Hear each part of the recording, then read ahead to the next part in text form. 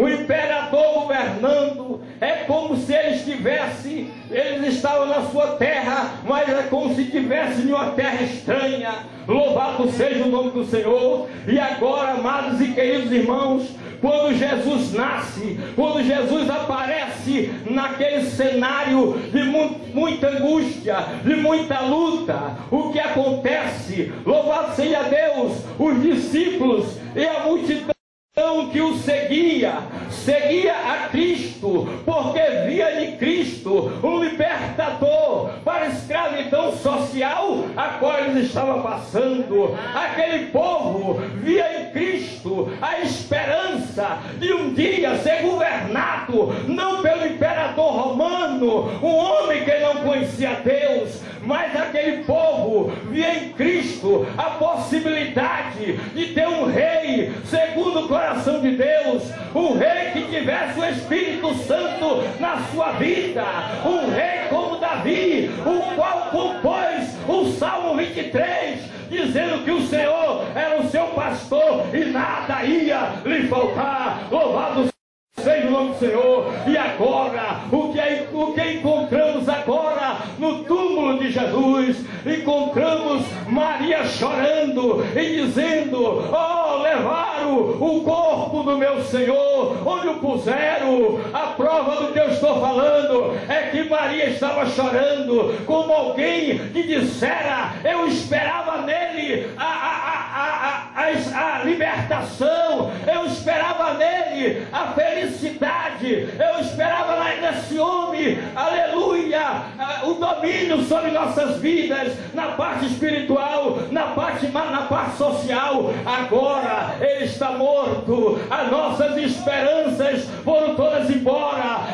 Louvado seja Deus. Maria dizia: levar o corpo do meu Senhor. Louvado seja o nome do Senhor. E agora, quando de repente Pedro corre, chega na porta do sepulcro, examina todas as coisas, e o que foi que Pedro viu que chamou a sua atenção a ponto de acreditar, de crer que Jesus não era um defunto, mas que Jesus era realmente aquele que ele tinha falado. Louvado seja Deus. Pedro viu o lenço. Olhe para cá, crente. Pedro viu o lenço que estava jogado, dobrado à parte e jogado no cantinho. Mas pregador, porque o lenço quer dizer muita coisa.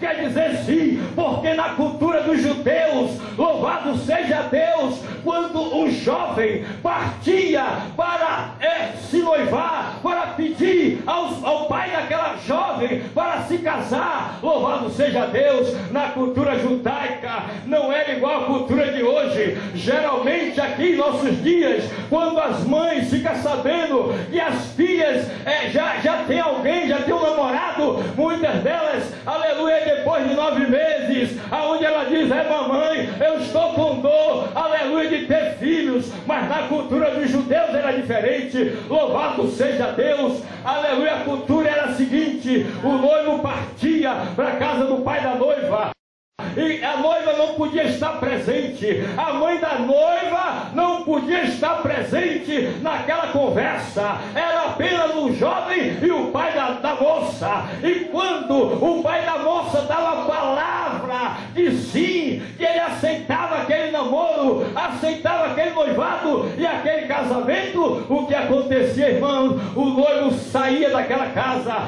mas antes de sair daquela casa, o noivo pegava um lenço e ele carregava no bolso, dava um jeito de dobrar bem pequenininho e dava um jeito de jogar no canto da casa. Quando o noivo ia embora e o pai se retirava da sala, sabe o que a moça fazia? A moça corria para a sala ligeiro, e se ela encontrasse o lenço, era a prova que o pai aceitou e que o noivo vai voltar. Levante a sua mão nessa noite e glorifique a Deus. Pedro conhecia a história. Foi por isso que o texto diz que quando Pedro viu o lenço, Pedro acreditou que Jesus estava vivo, porque o lenço era o sinal que ele estava vivo e que ele ia voltar. Lava canta, lava subcomando. Todas as promessas de Deus através dos seus profetas, muitas delas já se cumpriram, muitas ainda vão se cumprir, mas a maior promessa é a volta de Jesus Cristo. A maior promessa é a volta de Jesus. Muitos estão preocupados com a promessa de um carro novo, de uma casa própria, de um melhor emprego, ou de casar com um homem bonito de condição, ou com uma mulher da mesma forma. Mas a maior promessa e a melhor de todas é a volta de Jesus Cristo. E quando estão esperando, levante a mão nessa noite, glorifique. Dá um pouquinho de retorno aí, meu jovem. Glória a Deus. E Jesus deixou alguns sinais acerca da sua volta. Chamando os seus discípulos, no livro de Mateus 24, Jesus proferiu alguns sinais que iam anteceder a sua volta. Quando ele falava sobre os sinais, ensinando o colégio apostólico acerca das coisas futuras, Jesus falava de guerras, de fome, de terremotos, de pestes.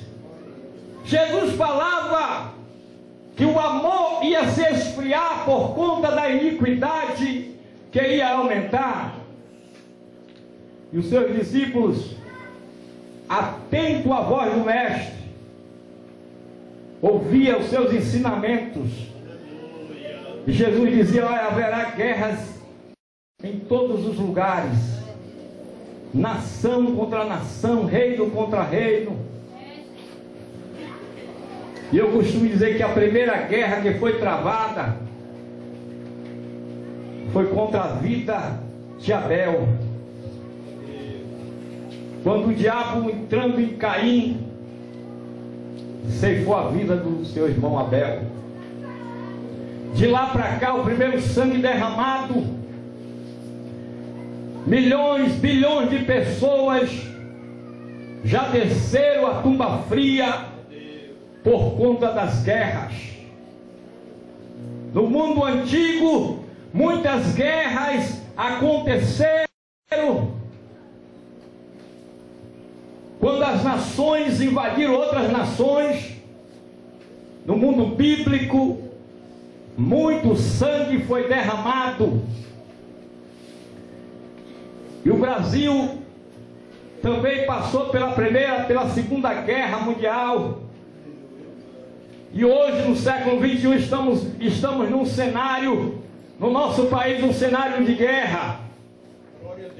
O tráfico de drogas tem destruído milhões de pessoas no mundo inteiro. Milhares de pessoas têm descido a sepultura por conta do tráfico de drogas. Estamos vivendo as guerras urbanas, as guerras dentro dos lares, filho contra pai, pai contra filho, mulher contra marido e vice-versa, um contra o outro, vizinho contra vizinho, reino contra reino. Infelizmente, em alguns lugares, igrejas contra igrejas, pastores contra pastores. Eu disse no começo que eu serei fiel ao meu Deus para falar tudo que Ele colocar na minha boca nessa noite. Você trava uma guerra 24 horas contra o seu opositor.